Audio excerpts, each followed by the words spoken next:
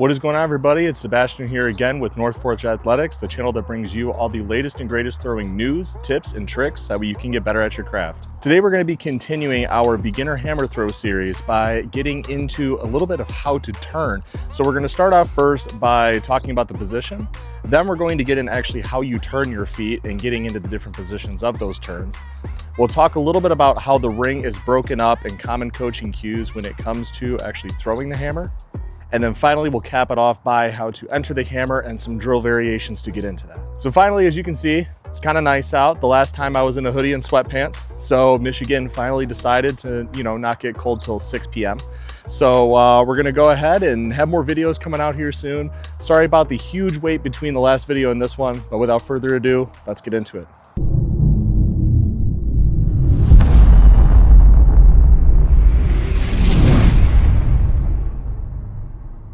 Okay, so to start, I want to talk about the feet. Now you're going to get a huge close-up of my feet. I just want you to focus on the toes right now. I don't want you to focus on anything else on your body. We'll get more into that as we sort of zoom out into the body positions. So we know with the discus, well, if you have thrown discus before or shot, we know we're like this. We're up on the toes, okay? Or if you're a glider, you're like this, okay? Now with the hammer, it's a little bit different. With the hammer, when we start, both feet are still going to be about shoulder width apart, maybe a little wider depending on your preference. But what happens here is for a righty thrower, this left foot actually comes up on its heel and this right foot comes up on its toe. Okay, so this is sort of what it looks like. So you're kind of doing this, you're alternating your feet, okay? Now for a left-handed thrower, very similar, just flipped. So left foot's going to come up on its toe and right foot's going to come up on its heel. Okay, now I know you can't see my knees right now, but I just want you to solely focus on the toes. All right, so now that we know what the feet sort of look like in this position, we have to talk about what the body's doing. Because a lot of what happens in all of your throws are going to come from the lower body. If you don't have a good lower body position, it's going to be very difficult. Now, if you remember from the last video, we talked about kind of being down here, okay? I believe I related it to something like a linebacker stance. We want something similar, still being straight up. Okay, but we want our knees to be down. The reason why we want them to be down is because I'm not gonna be able to get my heel up or my toe up to be on my heel without me being down a little bit. So what I like to think of is when I get up to the front of the ring, I'm here, I get down, all right? Or you may see people start here and then as they go to enter, they get down. Let's go ahead and stay down here in this nice comfortable position, get up on that toe and heel. You may have to work on some flexibility there and you're just going to turn. Okay, you're going to be in this position. It's okay to feel a little bit unstable at first. Okay, you're going to be falling all over the place. I know I did when I first started. It's okay. It takes time, it takes practice. But the most important part is that we don't sit here and when we go to turn, we don't want to do this. Okay, we don't want this leg to be straight. We definitely don't want this leg to be straight. So the idea is to get here, stay nice and low, stay nice and balanced, and just try to get into this position. Now, there's a couple ways we can think about how to turn. A lot of people, what they think about is this right foot just simply pivoting like this. There is also a school of thought where instead of just turning the foot, we're thinking about actually kind of pulling this foot. What this is going to do is this is going to think that we're almost doing this with our feet. Now, this way may be a little bit more complex. Some people think of it that way. If that's what makes more sense for you, definitely go ahead and try it out. For me personally, I just think about turning my foot. So now that we've went ahead and we've talked about how to actually get to turning into the throw, we can talk about something very crucial that is going to be referenced a lot throughout the rest of this series, and that is the degrees of the circle. So as we know, with a circle, it's 360 degrees. So at the back of the circle here, this is called 0 or 0 degrees. What this point is at 0, this is where you're going to be starting or where theoretically the ball should be at its lowest. We'll talk about orbit a little bit later. Now, if you come over to the left-hand side as a right-handed thrower, you have 90 degrees. 90 degrees is going to be the last possible position that both feet are going to be on the ground. Again, a lot of this stuff we're going to talk about throughout, so don't worry if it does not make sense right now. 180 is going to be directly towards the sector. This is where you're idealistically going to be catching. This is where the ball is going to be at. when you go ahead and catch. Now, if we go another 90 degrees here, we have 270. 270 basically is a position where if you want to think more of a push style throw, this is where you're going to be doing more of that push. Both feet now are supposed to be on the ground and you're working back towards 0. And that is essentially the full 360 degrees. So again, we have 0, 90, 180, and 270. I'll be referencing this a lot throughout the rest of this series. It's just a very easy way to go ahead and talk about this rather than having to say left side, right side, front side, back side, and getting all sorts of confused. Now we're going to go ahead and get into what I like to call the 5-part turn. When I first started off in hammer, this was probably one of the first things besides winding that I actually learned how to do. So basically what we're going to be doing is we're going to be leveraging our different directions of 0, 90, 180, 270 that we just talked about to sort of figure out what these positions look like. I'm going to give you both a front view and a back view so that way you can go ahead and see from each angle what these positions are supposed to look like. So starting off here, this is at 0. This is our neutral position. This is where both feet are on the ground, nice and flat. We're in our nice powerful stance. This is where you are going to start. Our first movement that we want to do is we want to go towards 90. Now I just showed you in the turning portion of this, all I did was turn towards 90. So we sort of already know what this is supposed to look like. Nice and loaded in the legs, don't straighten them out, and we're just going to turn towards 90. Now, the next position that I want to talk about is getting into 180. 180 is a little bit different as this is where this foot is going to articulate. We go back and forth between our heel and our toe when we go through the hammer throw. And 180 is where we're going to be doing that. So we're back in our 90 position here. What happens is as I begin to turn, this left foot here is going to face 180. This is crucial. This is what massively sets your direction. If you don't have this foot facing forward, you're not going to ultimately go forward as well as you possibly could. There's a lot of other determining factors, but this is one of the major ones. If I have my foot facing down the right, I'm more than likely going to go down the right. If I have my foot facing more over to the left, I'm more than likely going to go down to the left. So this right foot has already turned towards, and all I want to do is I just want to sit in this position here. Both knees are bent. And again, I'll give you a front view of this as well so you understand what I'm saying here.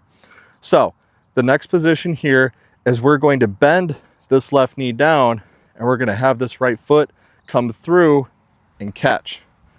Okay, so this is kind of the articulation I was talking about with the left. Remember, if we came off the heel here, now we're here and we're going to get up onto this toe to go forward and this right foot just comes through. Now, if you think about it, we're about a 90-degree quarter right here. What I say is probably the best bet for you to think about is catching right in the middle between those two or at about 45 degrees. Okay, I know this is a lot of degrees talk. I'll try to superimpose some lines on this so you guys can see what I'm talking about, but that is the idea here. So again, we're at 0, turn to 90, still nice and loaded, turn to 180, foot is facing straight. We're getting up onto this toe, coming through into our catch, catching at about 45, turn towards 270, pretty much similar, except now we're still up on both toes. This left foot has not come down onto its heel just yet, and then we come back towards 0. Now, after your first turn, you will notice your right foot will not be exactly parallel with this left foot. Your toe will be about where your heel is. That is the goal. If it's too far this way and I try to turn, I'm going to be all sorts off of balance. Now, if I'm here, I'm going to have a really difficult time getting back into my catch when I come back around. I'm going to end up catching wider. So that is why catching at this 45 when I'm catching here is super important, because what's going to happen when I come back here is I'm going to be in a perfect position to get into my next turn. So I'm going to run this through one more time before I switch views. So again, going to be at 0, 90, left foot, toe comes up, heel stay down, right foot, heel comes up, toes stay down. I'm going to go towards 180, this left foot, nice and straight, facing towards the sector, this right foot goes through. Now we come up on our toe, catch at about that 45, turn towards 270, and then 0. Now, the one thing I want to point out is if you notice when I came back, this right foot stayed up on this toe. There will never be a time where this foot goes onto its heel. It is always going to be up on its toe. And then vice versa for a lefty thrower, your left foot is always going to be up on a toe. It's never going to come down to a heel. So the only foot for a right-handed thrower that is going to articulate is your left foot. It's going to go heel, toe, heel. Okay, so heel, toe, okay? It's kind of how we function with that.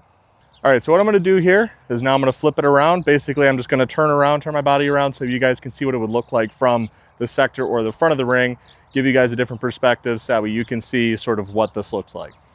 So, starting at 0 here, nice and loaded still, left, facing 90, forward to 180, left foot's nice and straight, come up onto the toe, catch about that 45, 270, 0. Okay, I'm gonna do it one more time. 0, turn towards 90, 180, toe up, come through, 270, and 0. Now, the reason I call this a 5-part turn is because there's theoretically 5 parts. So, this is 0, 1, 2, 3, 4, and 5. So that is going to be the 5-part turn. Go ahead, if you have any questions on that specifically, I know I threw a lot at you, just leave them down in the comments. I promise I will respond. Okay, so the last part about turning. A coach once told me that the moment you are able to just walk and step into a turn and go, that's when you're comfortable. I know it took me forever to actually understand what that meant. And it literally just means when you're walking, if I'm walking, I should be able to step into a turn and just start turning. That's when you know you are comfortable with it. Now, it's a game of reps. You have to do this in order to get better. I promise, trust me, I promise it will not happen if you don't do that.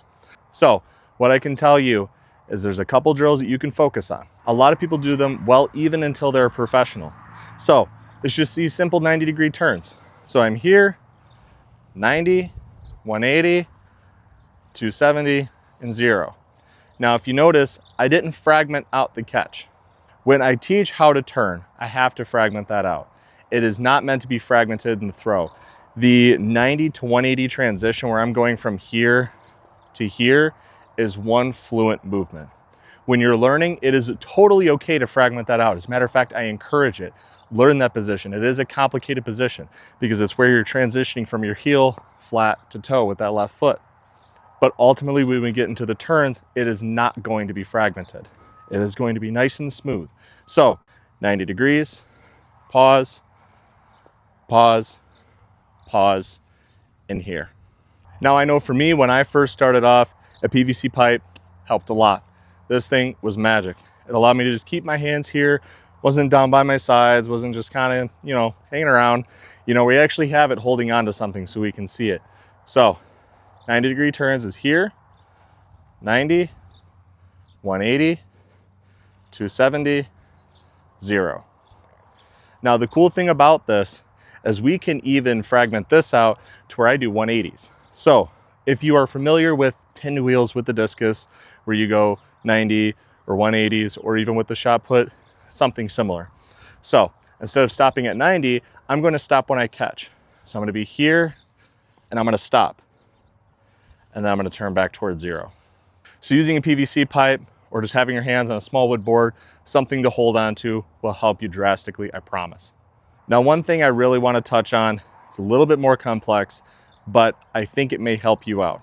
I know when I first started, if I was sort of told about this, it would have made a lot of sense. So when you are throwing and when you are going into the catch, so specifically towards 180 or the catch, whatever you want to call it, is what it looked like is when I came around here is that I'm catching around, okay? Is that I'm thinking, oh, I want to do this. No, you do not want to do that. What happens is when you get a hammer in your hand and that hammer's turning you, that hammer is spinning you around. The idea is when you're going into a catch, you're simply just walking forward. What's happening is the hammer is taking you around, okay? What I see a lot of beginners do is they want to come here, sweep around, and try and catch. Well, look what just happened. If you remember when I was talking about we were doing our turns, I am now what they call negative. Now, what negative is essentially when I catch and I come back here, if I catch and my right foot, I'm doing it on a side ankle so you can see this, if I have my right foot catch back over here where it's further towards what would be the back of the ring, that means I'm negative. If I go ahead and I have this PVC pipe here, I do not want my foot behind it. Okay, I do not want to be over this line when I'm back towards zero. I want to be here, but not too much this way, because that would be called catching way too positive. So positive is towards the sector, negative is towards the back of the circle. So what we do want to do is we want to think that we're just walking forward, that we are going forward and the hammer is taking us around. I do not want to think that I'm sweeping around. It's not like a discus sweep or a shot sweep or anything like that. You're walking forward and it's taking you around. Now, the second thing I want to talk about when it comes to actually catching is what people have a tendency to do, and this will be a little bit easier to visualize when we get our hammer in our hands, is people have a tendency to want to catch here and their chest is facing this way. You don't want to do that. In some of our more advanced videos, I will talk about working the ball, different degrees, and all this other stuff that is way past the beginner right now, and that's okay. We want these basics to be here before we start talking about more advanced topics. So I'm going to tell you, the goal is when you catch, try to catch with your chest facing the sector. So we're using the momentum of the hammer when we're at 90, using the momentum of the hammer to bring us around, and I almost want to pause my chest to let the hammer go. Okay, so I'm in this position here. There's a little bit of twist. This is building torque in my torso, which helps accelerate the hammer. But I want to catch here towards the sector. All right, so now that we know basically how to turn, I'm just going to kind of throw you to the wolves here, and I'm going to get you actually turning with the hammer. Okay, so now that I have something weighing down the camera stand, because the wind is actually kind of crazy out here. Now that I think about it, I really hope that the mic isn't picking a lot of it up. But now that it's back up and standing, we're going to talk about actually turning with the hammer. So we talked about in the last video, winding the hammer. As we know, we want to have this nice neutral position. We're bringing it out, around, up and over. Okay, so again, kind of a recap. I'm here and I'm letting the ball reach back towards the sector. When it comes to actually entering the hammer, there is a phrase that a lot of coaches like to use called clearing the table.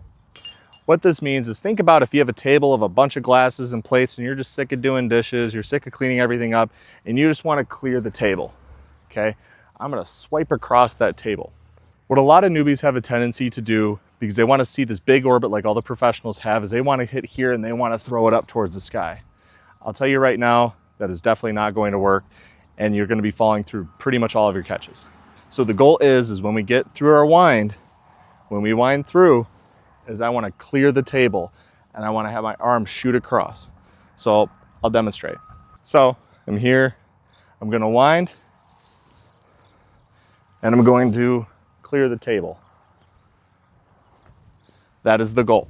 So again, I'm going to be here, I'm going to have my hammer nice and set. I'm going to do all the things that we talked about with winding before. Out and around, over, clear the table. Nice and level.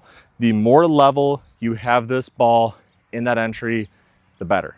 Now there's a couple more things I want to talk to you about when it comes to the entry. So first things first, the tendency is for people is they want to think, okay, the faster I move my body, the faster that this ball is going to throw, or the faster this ball is going to go, and the farther I'm going to throw. Well, for most sports, that's how it works. The hammer, well, it decided to be different, and that's not how it works. How the hammer goes farther is being connected. Now, what connection means is theoretically through the throw, I want the ball, if it'll cooperate here, I want the ball to be as far out in front of me as possible, right in alignment down my body. So what this is here is when my hands are together, we form this triangle, okay? I'm right in the middle, right down the middle of my sternum, and I'm sitting here, okay? I want my head, my chest, my hips, pretty much everything to be in alignment here. This is what being connected with the ball is. This will beat going fast any day of the week. So when I clear the table, what I'm thinking is I don't want to be here and pull my head off and try and get into my next turn. What I want to think is I'm getting the ball here, almost snapping it into place, and then letting it take me, okay? It is a delicate balance. This throw is weird. I'm not going to lie. As a recovering discus thrower, trust me, I know this throw is weird. So one more time, have the ball behind me. I'm winding, pushing out and around, up, and through. And you saw there, when I let go personally, I was connected here. I wasn't trying to move off. If you stay connected on the entry, you will be as connected as possible throughout your throw. If you are immediately disconnected in your entry, it is going to be extremely difficult to become connected during your throw. So now once you're comfortable with feeling that connection in the entry, what I want you to do is I want you to try and do some turns with the hammer. Now you can do this on a track, a pole vault runway. I'm staring at one right now, that's why I said that. You could do it on concrete, sidewalk, the street, probably not the street. There's cars in the street, probably not a good idea. But if that's what you have, go ahead. But anywhere that you can find somewhere to safely do turns with the hammer, go ahead and do them. Again, it's a game of repetitions. You will get better as you do more. Now, what we want to do is we want to put together what we were talking about with 0, 90, 180, 270, and we want to put that into actually turning with the hammer. So basically, it's going to look something like this once we put everything all together. I'm going to step up so that way I don't hit the net behind me, but out, up, clear the deck or the table, and I'm just thinking turns. Okay, that's it. Nice and smooth, nice and easy, does not need to be fast. You don't have to go blazing fast, does not have to be a comp throw, just nice and easy. This is actually another drill that you can do as a beginner to go ahead and see how many turns you can get, honestly. It's a drill called an AMTAP drill, which is as many turns as possible. AMTAP, pretty simple acronym. But what this drill does is it reinforces our ability to turn without having to go and get the hammer, come back, go get the hammer, and come back. Where in the next video, we're actually going to be talking about throwing the hammer, because that in itself could be a 15-minute video, probably will be. So thank you guys so much for watching today. I hope that you grabbed a lot more about how to turn with the hammer, you know, how to do your turns, period. I mean, this is a huge step when it comes to the hammer throw. Winding is complicated. There is an art to it, but with turns, there is also an art to it. Your turns are what make your throw. So get out there, start practicing. Please, if this video helped you, go ahead and leave a like, share, subscribe, and comment down below with any questions that you have at all, and I'll be more than happy to respond as soon as I possibly can. I've been Sebastian with North Forge Athletics, and as always, go fast, go far.